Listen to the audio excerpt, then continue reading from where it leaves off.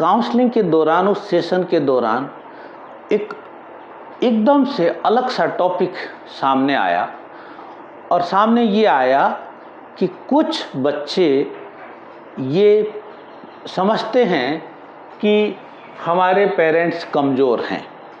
यानी कि बच्चे के दिमाग में ये एक भाव चला गया है या एक सबकॉन्शियस में चला गया है कि मेरे पेरेंट्स कमज़ोर हैं, अब मेरा क्या होगा।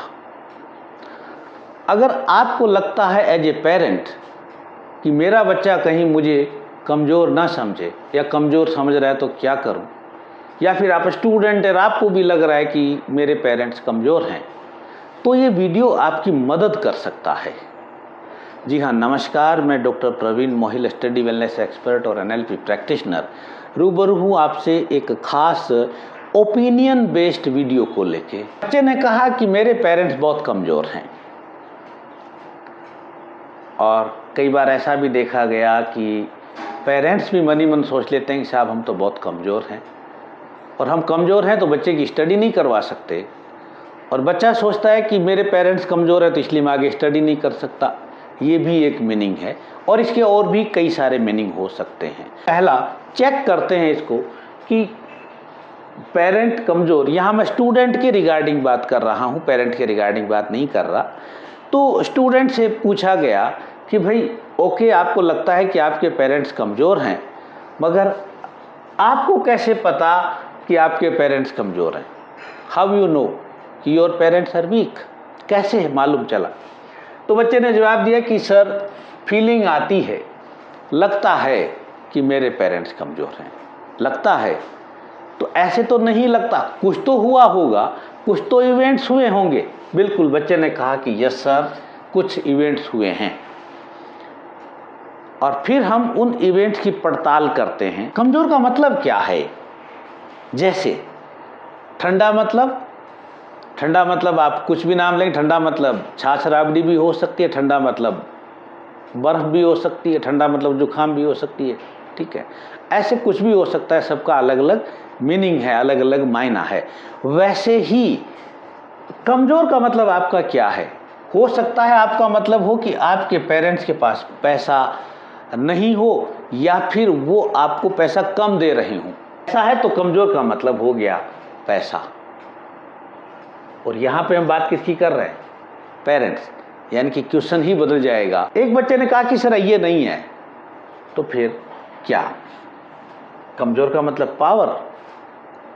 आपके पेरेंट्स के पास पावर नहीं है, पॉलिटिकल पावर और मसल पावर और बहुत सारी जो पावर होती हैं वो नहीं है। अगर हाँ है तो आपका सवाल बदल गया। बच्चे ने कहा नहीं सर, ऐसा तो कुछ भी नहीं है, तो चीज़ अलग हो गई। फिर हम अगला सवाल करते हैं, क्या पेरेंट्स सपोर्टिव नहीं है? आपकी हर बात पे अगेंस्ट चलते हैं, और सपोर्टिव का मतलब भी अलग हो जाएगा। आपकी क्या डेफिनेशन है? आप कहेंगे हाँ तो चीज़ अलग हो जाएगी, आप कहेंगे नहीं तो चीज़ अलग हो जाएगी। अभी रिसेंटली फील की जा रही है कि शेयरिंग नहीं है साहब, पापा सुनते ही नहीं है, या मम्मी सुनती नहीं है, या ऐसा शेयरिंग नहीं है। तो इसका मतलब ये हमने 4 पैरामीटर लिए, और चारों में क्या हुआ कि कमज़ोर का मतलब या तो ये हुआ, या फिर ये हुआ, या फिर ये हुआ, या फिर ये हुआ। अगर चारों में से हुआ है तो इसका मतलब हमें सेंटेंस को चेंज करना है। मान लो कि शेयरिंग नहीं है, तो हम ये कहेंगे कि साहब पेरेंट के साथ हमारी शेयरिंग नहीं है, पेरेंट्स हैं वो शेयरिंग नहीं करते। ना कि ये कि आप बताइए, आप ये मुद्दा है या फिर ये मुद्दा है? तो आप कहेंगे मुद्दा तो ये है, या फिर ये, या फिर ये, या फिर कोई और। अब दूसरा स्टेप देखते हैं साहब। मैंने कहा कि क्वांटिटेटिव प्रॉब्लम है या क्वालिटेटिव है? क्वांटिटेटिव प्रॉब्लम है या क्वालिटेटिव है?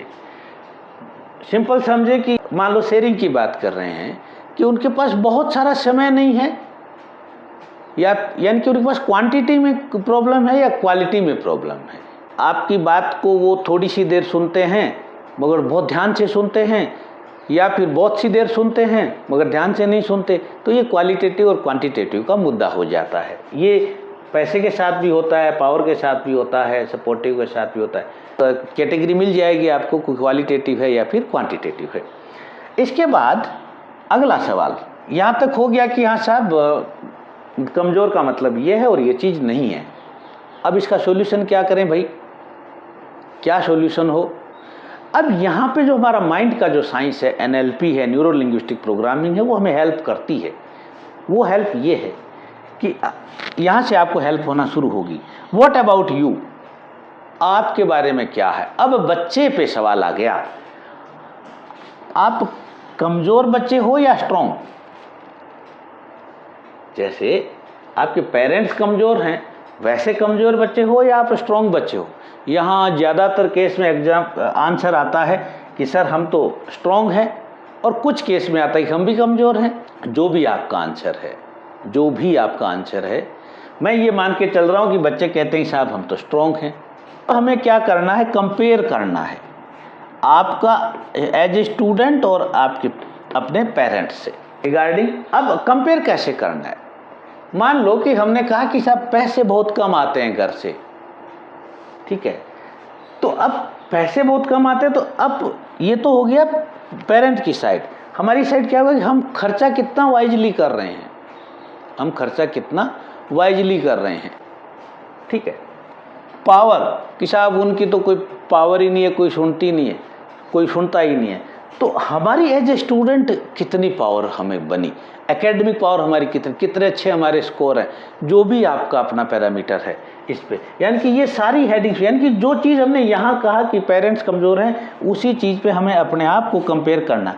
जब आप अपने आप को कंपेयर करेंगे तो हमारे माइंड का, इस यूनिवर्स का, इस प्रकृति का एक नियम है कि हमारा माइंड हमें कुछ नए सॉल्यूशन देगा, यानी कि नए एक्शन देगा, और नए सॉल्यूशन देगा, नए एक्शन देगा, और फिर हमें ये चीज़ फील नहीं होगी, तो इसके बदले क्या फील होगी, यानी कि पेरेंट्स हैं वो स्पेशल हैं। और बिल्कुल वैसी जैसे every child is a special child, हर इंसान यूनिक है, वैसे फिर आएगा कि हमारे पेरेंट्स हैं वो कमज़ोर नहीं है, यूनिक हैं, उनके पास अपना एक आइडियोलॉजी है, अपना एक कंसेप्ट है, अपना एक मनी है, अपना एक पावर है, अपना एक शेयरिंग है, जो आपके पास भी है। आपके पास भी अपनी एक मनी है, अपनी एक शेयरिंग है, अपनी एक इंटेलिजेंस है, अपना एक हार्डवर्क, सब कुछ अपना है ऐसे। तो यहाँ पे हमें सॉल्यूशन पे आना है, और सॉल्यूशन ये होगा कि जब हम कंपेयर करेंगे तो हमें पता चलेगा। ये स्ट्रॉन्ग का माना। अगर फिर मान लो किसी बच्चे ने कहा कि साहब मैं भी कमज़ोर हूँ, तो क्या आप तैयार हैं, जो इनके सामने जो प्रॉब्लम्स आ रही हैं, जो पेरेंट्स के साथ में प्रॉब्लम है, क्या वो आप तैयार हैं? क्या वो प्रॉब्लम आपको अच्छी लगती हैं? आपका जवाब होगा सर बिल्कुल अच्छी नहीं लगती। अच्छी नहीं लगती तो अब तैयार हो जाइए, अपने बुक्स को उठाइए और अपनी मेहनत में लग जाइए। और ऐसे बच्चे लग भी जाते हैं, ऐसे बहुत से बच्चों को मैं जानता हूँ। हाँ, इस वीडियो से जुड़ा आपका कोई भी सजेशन हो, कोई भी सवाल हो तो बताइएगा ज़रूर, पूछिएगा ज़रूर। और वीडियो अच्छा लगा हो तो लाइक कीजिएगा, शेयर कीजिएगा, किसी हेल्प के लिए शेयर ज़रूर कीजिएगा। Wish you all the best. Thank you very much.